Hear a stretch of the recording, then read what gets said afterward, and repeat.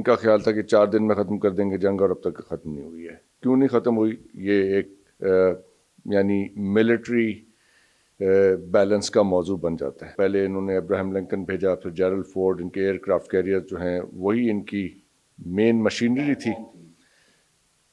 وہ دوسرے تیسرے دن ریٹریٹ پہ چلے گئے، میدان چھوڑ کے بھاگ گئے. وہاں پہ ٹینکس نہیں آ سکتے، وہاں پہ ایئر کرافٹ سے آپ بمباری کر کے گھر توڑے. انہوں نے 96,000 رہائشی یونٹ برباد کیے ہیں، اسکول اور ہاسپٹلز انہوں نے برباد کیے ہیں. پچھلے 47 سال سے کر رہے تھے. پہلے ان پہ اکنامک پین انفلکٹ کی، جس کے نتیجے میں لوگ مجبور ہو کے باہر نکلے تو انہوں نے کہا جی ریجیم کے خلاف کھڑے ہو گئے. پھر یہ خود ہی مان گئے کہ یہ تو ہم نے خود ہی مینیپولیٹ کیا تھا اس ساری کارروائی میں، کہ یہ جنگ اس کی ہے ہی نہیں.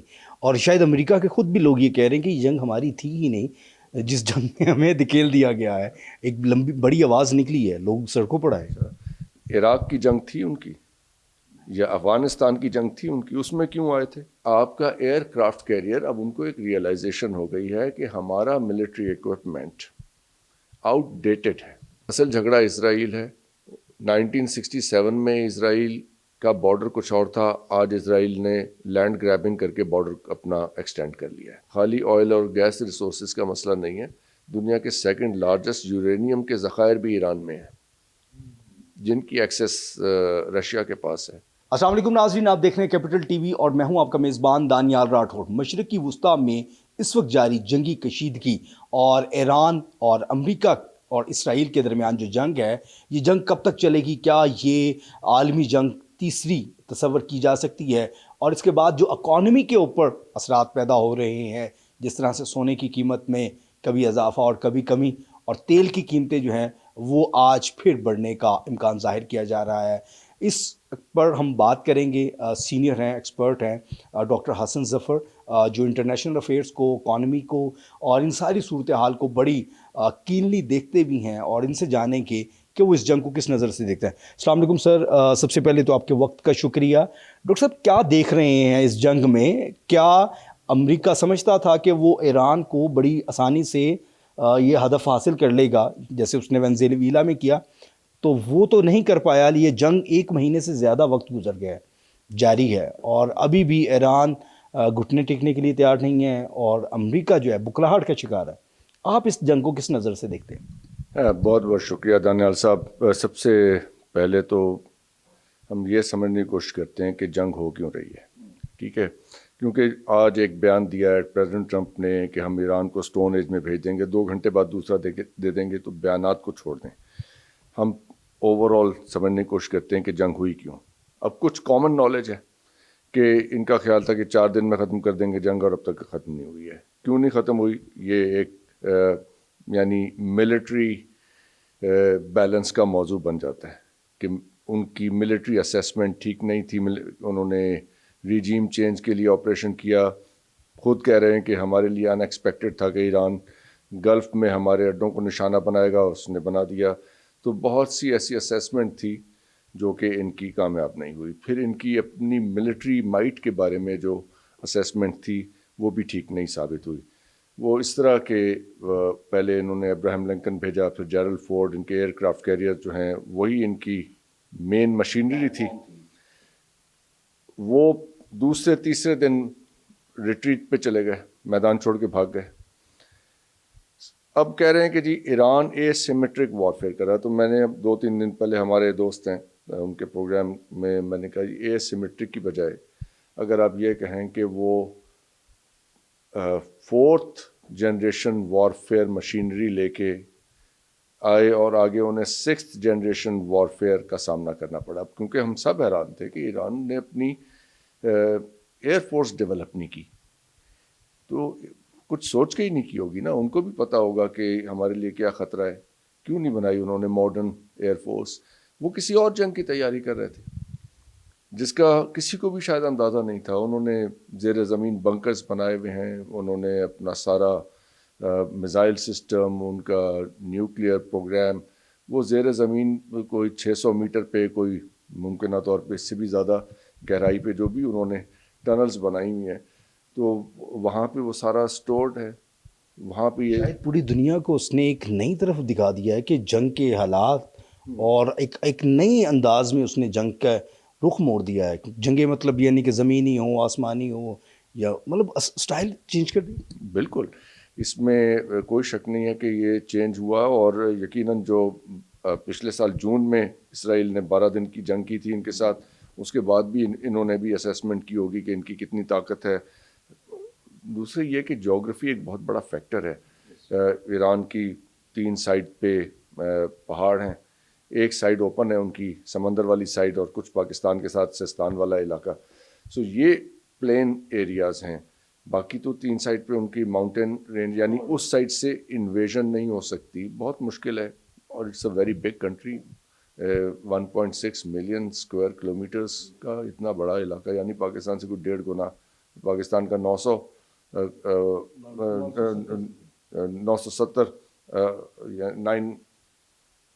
90,700 کلومیٹرز, یا سم لائک دیٹ.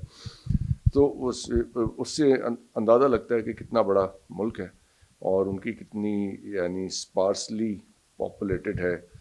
تو کوئی ایسی ہائی کانسنٹریشن آف ان کی پاپولیشن نہیں ہے تہران کی سائڈ پہ, یعنی جو بالکل نارتھ میں علاقے ہیں, اصفہان, تہران, وہ وہاں پہ کچھ پاپولیشن ان کی کانسنٹریٹڈ ہے, لیکن زیادہ پھیلی ہوئی ہے. سو یہ سارے فیکٹرز ہیں کہ جب کسی ملک پہ اٹیک ہوگا تو آپ کیسا اکوپمنٹ لے کے آئیں گے. وہاں پہ ٹینکس نہیں آ سکتے, وہاں پہ ایئر کرافٹ سے آپ بمباری کر کے گھر توڑے. انہوں نے 96,000 رہائشی یونٹ برباد کیے ہیں, اسکول اور ہاسپٹلز انہوں نے برباد کیے ہیں. تو ایکچولی ان کی ملٹری اسٹریٹجی کیا ہے؟ آبادی پہ پین انفلیکٹ کر رہے ہیں, اور یہ پچھلے 47 سال سے کر رہے تھے. پہلے ان پہ اکنامک پین انفلیکٹ کی, جس کے نتیجے میں لوگ مجبور ہو کے باہر نکلے تھے. انہوں نے کہا جی ریجیم کے خلاف کھڑے ہو گئے. پھر یہ خود ہی مان گئے کہ یہ تو ہم نے خود ہی مینیپولیٹ کیا تھا. So what is happening? Assessment کس چیز کی غلط ثابت ہوئی؟ ملٹری کیپیبلٹی کی,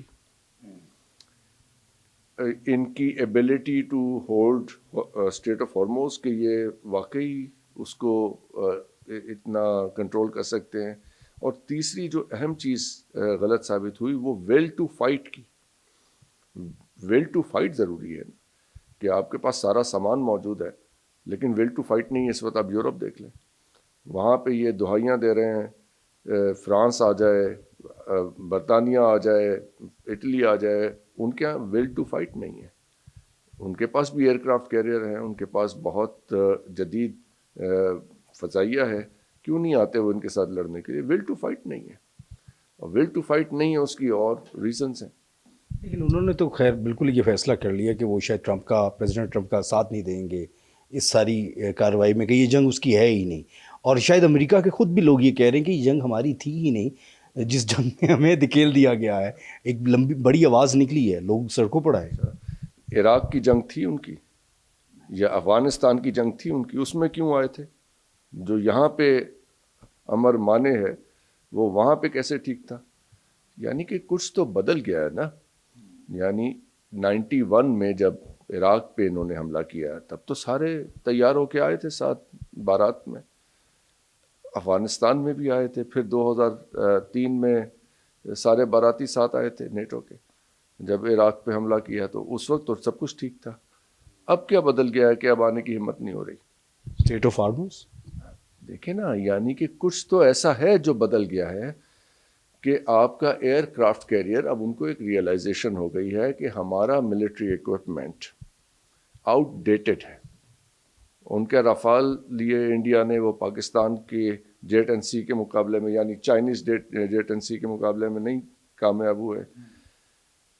ایئر کرافٹ کیریئر جو ہیں وہ سیکنڈ ورلڈ وار کے بعد کا وہ سامان ہے, 80 سال پرانا, جس سے یہ ڈرا رہے تھے لوگوں کو.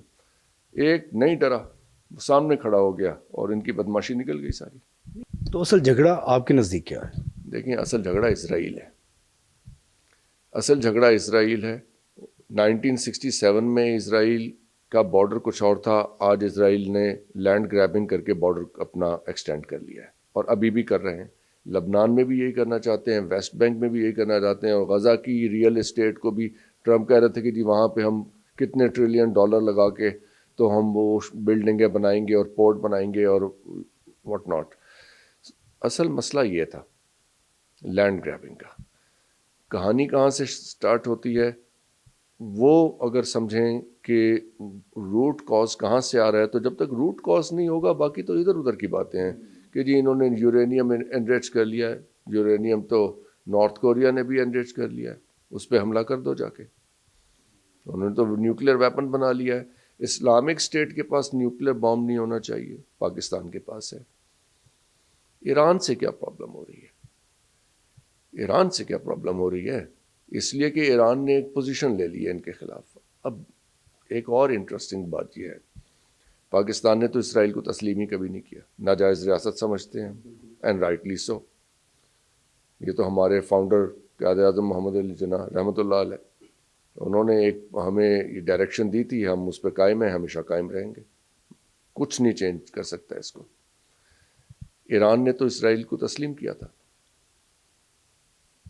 ان کے تو سفارتی تعلقات تھے, بہت زیادہ اسٹرانگ تعلقات تھے ان the start of the 70s. اس لیے کہ وہ شاہ آف ایران جو ہیں وہ بہت ویسٹرنائز تھے, اور جن حالات میں انہوں نے کنٹرول سنبھالا تھا 73 کے بعد, کیونکہ آئل کا کرائسس وغیرہ وہ سارا, تو وہ تو پرو امریکن آدمی تھے. پھر انہوں نے جب ایرانی بننے کی کوشش کی تو ان کو ہٹا کے خمینی صاحب, رائٹ, خمینی صاحب تو فرانس سے آئے تھے نا. تو اب چلے وہ ایک علیحدہ ہسٹری ہے, لیکن اس کے ساتھ ہی رشیا اور ایران کا بھی تو پرابلم تھا, یو ایس ایس آر اور ایران کا پرابلم بھی تھا, اور کلوزنس بھی تھی 70s میں. یہ بات بھی سمجھنے کی ہے. اس لیے کہ جو افغانستان میں انویژن کی تھی یو ایس ایس آر نے, اس میں ایک فیکٹر ایران کا ریڈیو تھا جو کہ براڈ کاسٹ کرتا تھا اسلامک پروگرامز, اور وہ جو ان کی اب یہ مسلم ریاستیں ہیں آذربائیجان, تاجکستان وغیرہ, وہاں پہ وہ سنی جاتی تھی وہ براڈ کاسٹ. اور رشیا کو یہ خطرہ تھا کہ اس سے کوئی وہاں پہ اپرائزنگ نہ ہو جائے. اسے کنٹرول کرنے کے لیے وہ افغانستان میں آئے. خیر دیر ور ادر فیکٹرز ٹو, لیکن ون آف دا فیکٹرز وہ ایران کا ایک ریڈیو بھی تھا. لیکن اسی وقت سوویت یونین کے پریزیڈنٹ نے ایران کا دورہ بھی کیا تھا, ان کے تعلقات بھی تھے. یہ پرابلم بھی تھی, وہ بھی پرابلم دوسری سائڈ بھی تھی. سو کمپلیکسٹی ہر طرح سے موجود ہے. عرب ورلڈ کے ساتھ ایک علیحدہ پرابلم چل رہا تھا. وہ چلیں 1000 سال پرانی ہسٹری آپ چھوڑ دیجئے, جو اس وقت ہم ریسنٹ ہسٹری کو دیکھ لیتے ہیں. عرب ملکوں میں آئل نکل آتا ہے, ان کے پاس آئل نکل آتا ہے. اوکے, تو اب پرابلم کیا چل رہا ہے؟ انویسٹمنٹ, امریکن انویسٹمنٹ ہو جاتی ہے وہاں پہ عرب ملکوں میں. ایران کے اندر عرب یہ امریکن انویسٹمنٹ نہیں ہوتی, یہ نیشنلائز کر لیتے ہیں اپنے آئل ریسورسز کو. یہاں سے پرابلم سٹارٹ ہوتی ہے امریکہ کے ساتھ, کیونکہ اب امریکہ کا اس کے اندر کردار نہیں آ سکتا ایران کے آئل ریسورسز میں. ایک ہیں امریکن کارل شواز, ان کو میں نے 2-3 دن پہلے انٹرویو کیا, تو یہی بات میں نے ان کے سامنے رکھی. انہوں نے کہا کہ خالی آئل اور گیس ریسورسز کا مسئلہ نہیں ہے, دنیا کے سیکنڈ لارجسٹ یورینیم کے ذخائر بھی ایران میں ہیں, جن کی ایکسیس رشیا کے پاس ہے. یہ چاہتے ہیں کہ وہ بھی ہمیں ملے. سمجھ رہے ہیں نا؟ تو ایک بڑی انویسٹمنٹ بھی تو ہے نا چائنا کی, رشیا کی, اور ایک قسم کا ایک بلاکس بن کے سامنے آ چکے ہیں. ایک طرف امریکہ ہے, اسرائیل ہے, یا کچھ اور سم دا گلف کنٹریز, اور ایک طرف یہ دوسرا بلاک ہے. تو کوئی نیا ورلڈ آرڈر بھی بننے جا رہا ہے, مطلب سم ہاؤ کچھ اس قسم کی چیزوں پہ بھی جائیں گی چیزیں. اور دیکھیں رشیا اور چائنا کے تعلقات بھی تو اچھے نہیں تھے 70s میں. آج کی گراؤنڈ حالات پہ بات کی جائے گی, لیکن بیک گراؤنڈ ہمیں مائنڈ میں رکھنا ہے. جب ہم آج کی بات کر رہے ہیں تو یہ چیزیں نظر انداز نہیں کرنی کہ چیزیں بدلی کیسے ہیں, کون رائیول تھا اور کون پاس آ گیا. پاکستان نے بھی تو یو ایس ایس آر کے خلاف امریکہ کے ساتھ مل کے جنگ لڑی تھی. آج ان کی طرف سے ہمیں فرینڈلی میسیجز آتے ہیں, تو چیزیں چینج ہوتی ہیں. عرب ملکوں نے ایکسس دے دی, پیٹرو ڈالر بنا لیا, ایران نے اپنے آئل ریسورسز کو نیشنلائز کر لیا, یہاں سے امریکہ کے ساتھ معاملہ ختم ہو گیا. انہوں نے اب ظاہر ہے اب اپنا ایک نیریٹو بنانا تھا. انہوں نے اسلامک ریجیم کا نیریٹو بنا کے, اور انہوں نے مرگ پر امریکہ کر کے یعنی مرد آباد شیطان بزرگ کہہ دیا، یعنی بڑا شیطان. سو وہ یہ تو نیریٹیوز ہیں پبلک کنزمپشن کے، کیونکہ نیریٹیو ہمیشہ ایموشنز کے اوپر بلڈ ہوتا ہے. آرگیومنٹ کو ایموشنل کور دے کے تو پھر اس کو نیریٹو بنایا جاتا ہے، اس لیے کہ لوگوں کی پھر اس کے اندر جذبات اس کے ساتھ اٹیچ ہوتے ہیں. سو یہ ایک سائڈ اس کی ایموشنل ڈیولپ ہو رہی ہے، جس کا ریلیجس کلر ہے، جس کا کلچرل سویلائزیشنل کور، لیکن ایک اکنامکس کی، ریسورسز کی اور پیور مٹیریل انٹرسٹ کی سائڈ ہے. ابھی تک تو وہ چیزیں جو ہے وہ سیٹل ڈاؤن ہوتی ہوئی دکھائی نہیں دے رہی ہیں، اور ایران بھی بیک فٹ پہ نہیں جا رہا ہے، اور امریکہ جو ہے وہ بالکل بکلاہٹ کا شکار ہے. ابھی اس وقت تو چیزیں اسی طرح سے نہیں ہو پا رہی. اسٹریٹ آف ہارموز بھی ہے، وہ آسانی سے ان سے ریسٹور نہیں کیا جا پا رہا. بالکل. اب وہ جو شروع میں ہم نے بات کی تھی کہ دو چیزیں ہیں، ایک تو ملٹری انگیجمنٹ ہے، دوسری یہ پولیٹیکل انگیجمنٹ ہے. اب یہ کیسے کہہ کے چلے جائیں ٹرمپ صاحب چھوڑ کے کہ جی ہم جنگ ہار گئے، ان کی کیا حیثیت رہ جائے گی؟ He will be politically dead. Iran کا یہ پرابلم نہیں ہے انٹرنل پالیٹکس کا، ایران کا پرابلم ہے ریجنل پالیٹکس کا. ایران کیوں گیو اپ کرے پولیٹیکلی؟ وہ کیوں تسلیم کرے کہ اسرائیل جو ہے ریجن کے اندر ٹرمز ڈکٹیٹ کرے گا، یا گلف کنٹریز جو یعنی جن کے ساتھ اس وقت ان کی وہاں پہ انگیجمنٹ ہے، وہ پرانے اسٹیٹس کو پہ، پرانی حیثیت پہ بحال ہو جائیں گے؟ ایران کیوں ایسا تسلیم کرے گا؟ سو یہ ساری چیزیں ہیں کہ اب اس میں یہ ہے کہ ایک پارٹی کو اتنی کوئی پرابلم آئے یا زچ ہو جائے یا فٹیگڈ ہو جائے تب وہ گیو اپ کرے گی. کیونکہ دیکھیں یہ ایک جو بات کہی جاتی ہے کہ جنگ کا اختتام تو میز پہ ہوتا ہے، بھائی میز پہ ہی ہوگا، لیکن اس میز پہ کس کی شرائط رکھی ہوں گی؟ یہ جنگ اس لیے ہو رہی ہے نا، کس کی رکھی ہوئی شرائط پہ دستخط ہونے ہیں. ہر جنگ کا انجام میز پہ وہ تو ہوگا. اچھا یہ بتا دیں کہ جس طرح سے اسٹریٹ آف ہارمز کی ہم نے بات کی، پیٹرولیم مصنوعات کی قیمتوں میں اضافہ، اور اب پیٹرول کی قیمت کے بعد مہنگائی اس طرح سے جس طرح سے مطلب خطے میں ہو رہی ہے، پاکستان ہو، اور پھر سونے کی قیمت میں اتار چڑھاؤ، آپ اکانومی کے حوالے سے یہ ہمیں بتا سکتے ہیں کہ مطلب آگے حالات میں کس قدر مشکل حالات ہیں؟ یہ اگر پیٹرول کی بات کریں، یہ کہاں تک جا سکتا ہے؟ مہنگائی اور سونے کی قیمت ہے، مطلب آگے اکانومی چینج کیا ہونے جا رہے ہیں؟ پاکستان کے حوالے سے جی پاکستان کے حوالے سے، اور اوور آل بھی سچویشن پہ بات کی جا سکتی ہے. چلیں پاکستان کی پہلے بات کرتے ہیں. پاکستان کی اکانومی تو پہلے ہی ڈیڈ ہے، یہاں کوئی اکنامک ایکٹیویٹی نہیں ہے. پاکستان کی اکانومی دو چیزوں پہ چل رہی ہے، ریمیٹنس کے اوپر، اور جو انٹرنیشنل ڈونرز IMF وغیرہ اور جو پاکستان کی فرینڈلی کنٹریز ہیں وہ جو جتنی بھی امداد دیتے ہیں پاکستان کی اکانومی اس پہ چل رہی ہے. وہ ایسا کیوں ہے یہ ایک علیحدہ موضوع ایسے چھوڑ دیتے ہیں، لیکن یہ دو سورسز ہیں پاکستان کی انکم کے، رائٹ. سو پاکستان کی جو آئل امپورٹ ہے وہ امپورٹنٹ ہے، کریٹیکل ہے، لیکن اس وقت پاکستان کی جو ڈومیسٹک الیکٹریسٹی کنزمپشن ہے اس کا ایک بڑا حصہ اس وقت سولر پہ شفٹ ہو گیا. وہ تھوڑا سا اس سے پاکستان کو تھوڑا سا ایک کوشن ملا ہے، ایزی ہے کہ اتنا زیادہ برڈن نہیں آ رہا. لیکن آئل کی سپلائی سعودی عرب سے اس وقت باب المندب سے آ رہی ہے پاکستان کو، ان کی بڑی مہربانی کہ وہ آئل سپلائی کر رہے ہیں. ایران کی بڑی مہربانی کہ وہ جتنی ہماری موومنٹ ہے اسٹریٹ آف ہارموز سے ہم آنر کر رہے ہیں ہمارے جھنڈے کو.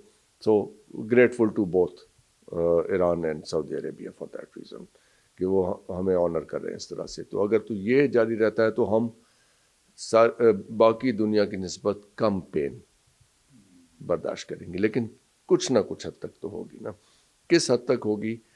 ایکسپورٹس تو ہماری نہ ہونے کے برابر ہیں، امپورٹ ہمیں اپنی کم کرنی ہوں گی.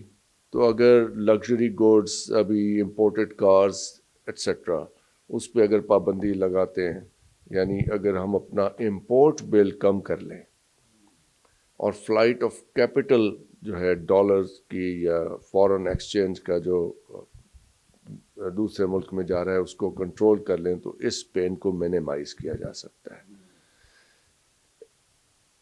آج کی جو صورتحال ہے اس میں چیزیں مینیجبل ہیں۔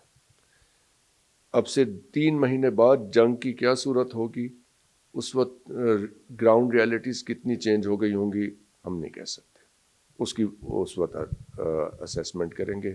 It is too early to talk about it.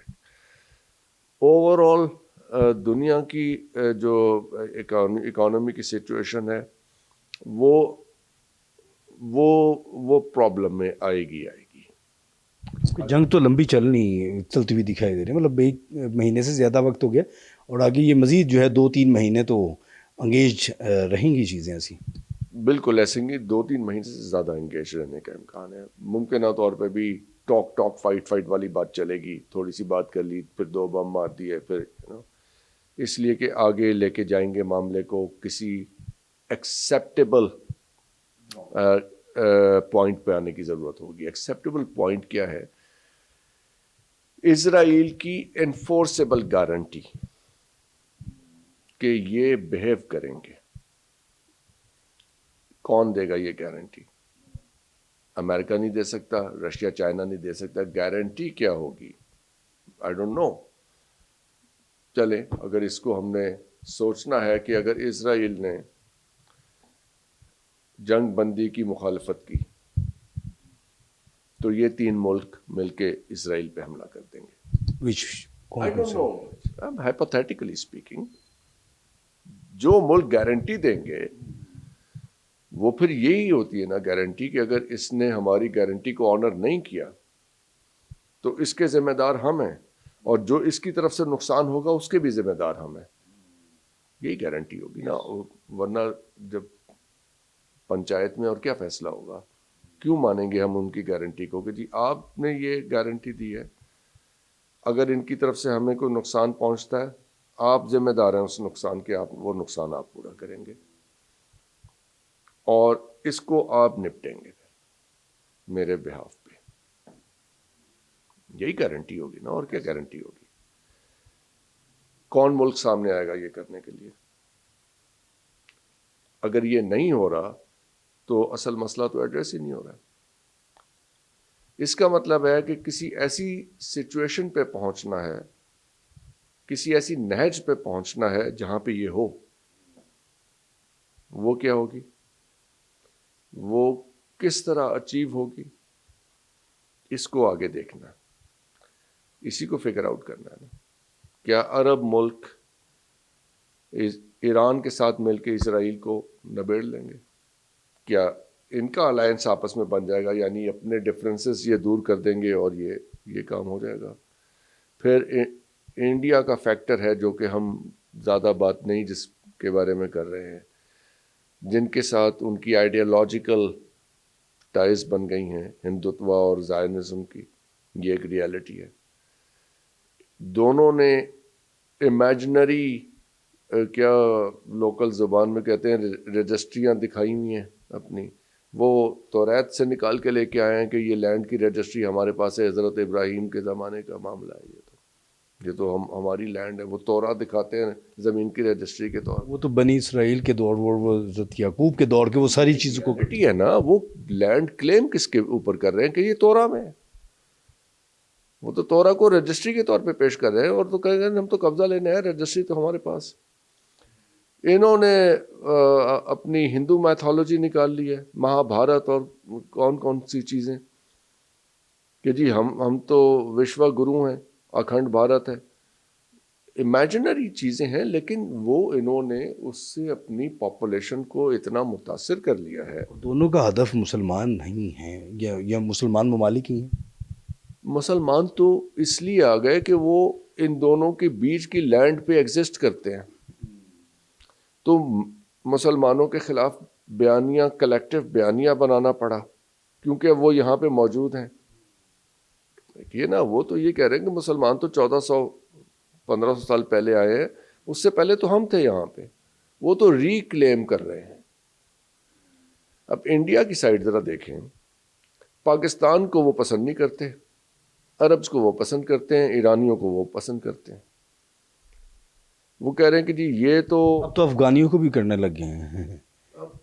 اس میں پرابلم یہ ہے نا, وہ کہتے ہیں کہ جی وہ اوریجنل مسلمز ہیں, آپ تو دلت اور شودروں سے کنورٹ ہوئے ہوئے لیسر مسلمز ہیں, اور آپ واپس ہندو بنے.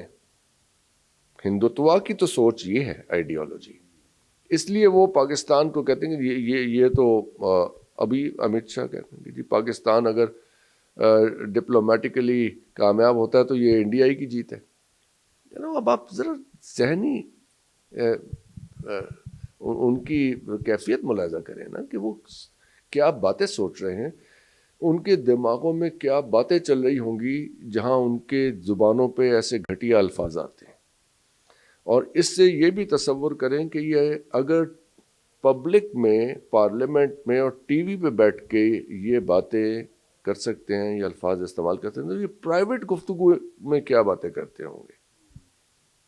سمجھ رہے ہیں بات کی, کہ یہ اتنی فلٹر ہو کے یہ چیز ان کی باہر آتی ہے, یہ لینگویج, تو پرائیویٹ گفتگو کیسی ہوگی ان لوگوں کی. جب شام اور مصر کی فوجوں نے ڈیفیٹ کر دیا تھا اسرائیل کو, اور تل ابیب پہ قبضہ کرنے کے قریب تھی مصر کی فوج, انہوں نے اپنے جہازوں پہ نیوکلیر ویپن لگا کے انہیں لوڈ کر کے ڈماسکس پہ اور میرے خیال ہے کائرو پہ اٹیک کرنے کے لیے ریڈی کر دیا تھا.